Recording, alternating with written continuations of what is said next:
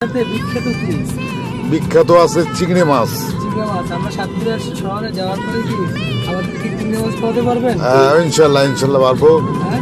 আর আছে হচ্ছে হিমসাগর আম।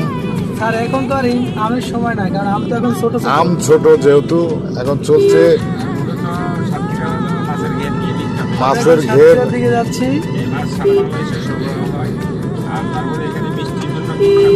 সাতক্ষীরা বললেন এখানে সারা বাংলাদেশে তারা আমাদের নাম নিয়ে তারা মিষ্টির দোকানে তারা সাইনবোর্ড লাগাইছে সাতক্ষীরা হয়েছে আর কি।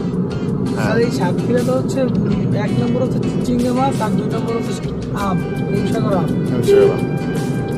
হ্যাঁ হ্যাঁ এটা তাই না?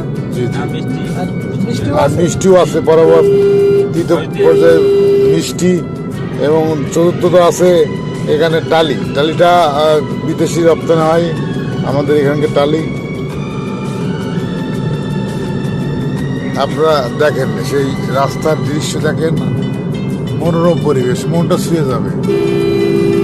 মনে হবে সেই রবীন্দ্রনাথের সেই গানটার কথা, গ্রাম ছাড়া ওই রাঙা মাটির পর।